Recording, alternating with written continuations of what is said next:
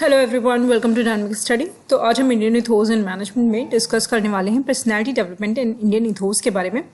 देखिए, Indian ethos का जो भी इन्फ्लुएंस है डिफरेंट मैनेजरियल कॉन्सेप्ट्स के ऊपर, उसके बारे में हम डिस्कस करेंगे। जैसे कि अभी हमने इससे पहले कर्मयोग के बारे में पढ़ा, अब हम पढ़ेंगे पर्सनालिटी डेवलपमेंट। किस तरीके से इंडियन इथोस के जो प्रिंसिपल्स हैं वो हमारे पर्सनालिटी डेवलपमेंट में हेल्प करते हैं, या किस तरीके से पर्सनालिटी डेवलपमेंट के फील्ड में अगर कोई आप काम करना चाहते हैं अपनी ऑर्गेनाइजेशन में, तो उसमें आप इंडियन इथोस को अप्लाई कर सकते हैं। ये सारी फिलॉसफीज़ हम यहाँ पर इस आज की क्लास में डिस्कस करेंगे। तो चलिए स्टार्ट करते हैं। तो सबसे पहले आप ये जान लीजिए कि पर्सनालिटी होती क्या है। तो बीइंग अ मैनेजमेंट स्टूडेंट आपको पता होगा कि पर्सनालिटी का मतलब होता है किसी भी तरीके की सेट ऑफ कैरेक्टरिस्टिक्स जो कि डायनामिक नेचर की होती है एंड ऑर्गेनाइज्ड होती है, जो कि एक पर्सन के अंदर होती है। ठीक है, एक पर्सन उसके अंदर होता है, वो यूनिकली इन्फ्लुएंस होती है उसकी वजह से उसकी पर्सनैलिटी पे, एंड उसी वजह से उसके अंदर मोटिवेशन और उसके बिहेवियर्स होते हैं डिफरेंट सिचुएशन में, वो उसी पर्सनैलिटी की वजह से शेप होते हैं।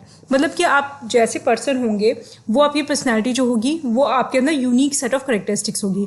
एक पर्सन का जो पर्सोना होता है वो दूसरे पर्सन के पर्सोने से बिल्कुल अलग होता है, डिफरेंट होता है। दो पर्सनैलिटीज आपस में एक नहीं हो सकती हैं, और उसकी क्या होती है, उसके बहुत सारे फैक्टर्स होते हैं जिसकी वजह से ऐसा होता है। और इसी बेसिस पे ही वो पर्सन क्या सोचता है, कैसे मोटिवेटेड होता है, कैसे उसका बिहेवियर है डिफरेंट सिचुएशन में, ये सारी चीज़ें डिफाइन होती हैं। तो इसको हम पर्सनैलिटी बोलते हैं। अब अगर हम पर्सनैलिटी की बात करें तो पर्सनैलिटी कैसे डिटरमाइन होती है, किस तरीके के डिटर्मिनेंट्स हैं जो पर्सनैलिटी को बताते हैं। तो पहला आपका होता है एनवायरमेंटल फैक्टर, दूसरा है आपका फिजिकल फैक्टर, तीसरा है आपका सिचुएशनल फैक्टर, एंड चौथा है आपका हेरिडिटरी फैक्टर। अब ये डिपेंड नहीं करता है, इसमें ये नहीं बोल सकते कि ये फैक्टर दूसरे फैक्टर से ज़्यादा इंपॉर्टेंट है या इसका ज़्यादा इन्फ्लुएंस होता है किसी पर्सन की पर्सनैलिटी पे। ये कोई भी फैक्टर्स इसमें ज़्यादा इन्फ्लुएंस हो सकते हैं, कोई कम इन्फ्लुएंस होते हैं, बट यही चार फैक्टर्स हैं जिनकी वजह से पर्सनैलिटी शेप करती है। मतलब कि पहला अगर हम ऐसे देखते हैं एनवायरमेंटल फैक्टर, कि कोई पर्सन किस एनवायरमेंट में रहता है उससे उसकी पर्सनैलिटी इंपैक्ट होती है। उसके बाद उसके फिजिकल कैरेक्टरिस्टिक्स क्या है, उससे उसकी जो पर्सनैलिटी है वो इंपैक्ट होती है। सिचुएशनल फैक्टर क्या है, वो किस तरीके की सिचुएशन में है, उससे उसकी पर्सनैलिटी इंपैक्ट होती है। फिर हेरिडिटरी होती है, कुछ चीज़ें ऐसी होती है जो हमारे डीएनए में पास ऑन होती है, उसकी वजह से भी उसकी पर्सनैलिटी डिटरमाइन होती है। अब अगर हम बात करें इंडियन इथोस को, तो इंडियन इथोस किस तरीके से पर्सनैलिटी को डेवलप करता है। इंडियन इथोस के बहुत सारे ऐसे प्रिंसिपल्स हैं जिनके थ्रू हम पर्सनैलिटी डेवलपमेंट के फील्ड में काम कर सकते हैं। एक ऑर्गेनाइजेशन अगर अपने प्रिंसिपल्स में, अपने रूटीन में इन इथोस को अपनाएगी तो उससे क्या होगा, वो बेटर पर्सनैलिटी डेवलपमेंट शेप कर पाएगी फ्यूचर लीडर्स बनाने के लिए या फ्यूचर मैनेजर्स को बनाने के लिए। तो जैसे कि इमोशनल बैलेंस, हम इंडियन इथोस को फॉलो करके एक पर्सन के अंदर इमोशनल बैलेंस ला सकते हैं। जैसे कि उसको शेप कर सकते हैं कि वो निष्काम कर्म पे विश्वास रखे, सेल्फ मोटिवेटेड हो, सबको इक्वल समझे। इस तरीके के डिफरेंट जो इंडियन प्रिंसिपल्स हैं, जो कि मैंने आपको भी बताए हैं, जो इंडियन इथोस के प्रिंसिपल्स हैं, जो मैंने फर्स्ट क्लास से आपको बताया है, उन पे अगर हम फोकस करें तो पर्सनैलिटी डेवलपमेंट हम उस हिसाब से कर सकते हैं। दूसरा आपका रिस्पेक्ट फॉर ऑल है। हमें पता है कि इंडियन इथोस में हम इक्वालिटी या फिर रिस्पेक्ट फॉर ऑल की बात करते हैं। हम सबको ये मानते हैं कि सबके अंदर ईश्वर हैं, सब ईश्वर के अंश हैं, और इस वजह से हम सबकी रिस्पेक्ट करते हैं। तो उसके थ्रू भी एक पर्सन की पर्सनैलिटी डेवलप होगी। उसको बताया जाएगा, अगर हम उसको ये बोलते हैं कि आपको सबकी रिस्पेक्ट करनी है, तो उसको समझ में आएगा कि कोई भी पर्सन है, चाहे वो कोई भी सिचुएशन में हो, किसी भी तरीके की पोजीशन वो होल्ड कर रहा हो, चाहे वो एक जेनिटर हो, एक प्यून हो, और चाहे वो सीईओ हो, सबको एक बराबर है उसको रिस्पेक्ट देनी है। उसके बाद आपका आता है सेल्फ नॉलेज। एक पर्सन को अपने बारे में कितना पता है, कितना वो अवेयर है अपनी पर्सनैलिटी को लेके, उसके थ्रू भी उसकी पर्सनैलिटी डेवलपमेंट होती है। डिसाइसिवनेस, किस सिचुएशन में कैसे निर्णय ले सकता है, इस पे भी अगर हम इंडियन इथोस के थ्रू इसको शेप करें तो भी उसकी पर्सनैलिटी डेवलपमेंट में हेल्प मिलेगी। ऑनेस्टी, तो ऑनेस्टी आपको पता ही है, इंडियन फिलॉसफीज़ में ऑनेस्टी को बहुत ज़्यादा अहमियत दी गई है। तो इसके थ्रू भी अगर हम इस पर फोकस करें, अगर ऑर्गेनाइजेशंस इस तरीके से शेप करें अपने एम्प्लॉयज़ को, तो उसके थ्रू भी पर्सनैलिटी डेवलपमेंट में इम्पैक्ट होगा। कॉन्टीन्यूअस लर्नर, हमें अपने एम्प्लॉयज़ को हमेशा मोटिवेट करना चाहिए कि वो नई नई चीज़ों को सीखते रहें। कॉन्फिडेंस को बूस्ट करना चाहिए।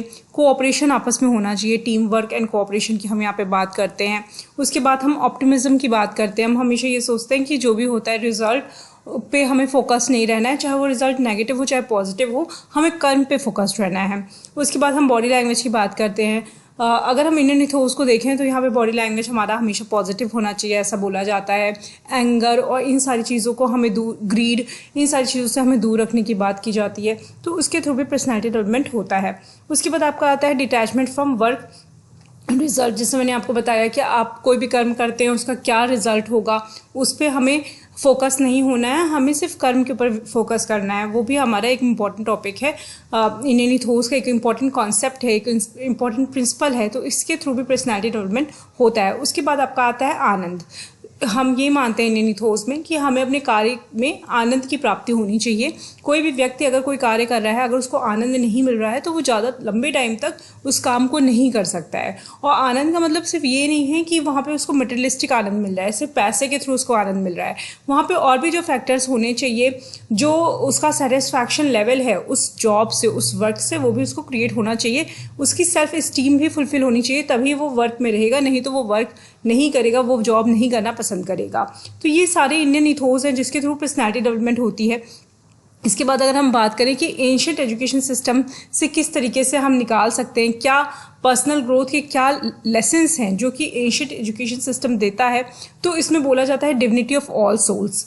हमेशा ये बोला जाता है कि हर एक सोल के अंदर डिविनिटी है, हर व्यक्ति के अंदर ईश्वर का वास है। उसके बाद बोला जाता है योग कर्मशु कौशलम, मतलब एक्सीलेंस एट वर्क। हमें अपने काम जो भी हम कर रहे हैं उसमें हमें एक्सीलेंस होना चाहिए। रिस्पेक्ट फॉर ऑल की बात की जाती है, मुक्ति की बात की जाती है। मुक्ति का यहाँ पे जो मुक्ति का कॉन्सेप्ट है वो ये है कि आपको मटेरियलिस्टिक चीज़ों से बंधे नहीं रहना है। एम्प्लॉयज़ को ऐसा होना चाहिए, एक ऑर्गेनाइजेशन को ऐसा होना चाहिए कि अपने एम्प्लॉयज़ को मुक्त करके रखे, फ्रीडम दे, उनको ऑटोनॉमी दे। उसके बाद निष्काम कर्म की हम बात करते हैं, सेल्फ इंट्रोस्पेक्शन की बात करते हैं कि एम्प्लॉयज़ को हमें हमेशा सेल्फ इंट्रोस्पेक्शन करने के लिए उनको बहुत ज़्यादा मोटिवेट करना चाहिए ताकि वो खुद अपने बारे में समझ सकें और वो अपने कार्य को और बेटर तरीके से समझ सकें और कर सकें। तो ये हमारा टॉपिक था कि किस तरीके से इंडियन इथोस हेल्प करता है पर्सनैलिटी डेवलपमेंट में। जब हम सक्सेशन प्लानिंग करते हैं, जब हम लीडरशिप की बात करते हैं, जब हम फ्यूचर मैनेजर्स बनाने की बात करते हैं, तो वहाँ पे इंडियन इथोस को इम्प्लाई करना बहुत ज़रूरी है। आप उसको अप्लाई कर सकते हो, उसके थ्रू वहाँ पे बहुत सारे आपको लेसन्स ऐसे मिल सकते हैं जिसके थ्रू आप उनको शेप कर सकते हैं। Thank you so much, keep on watching and keep on learning.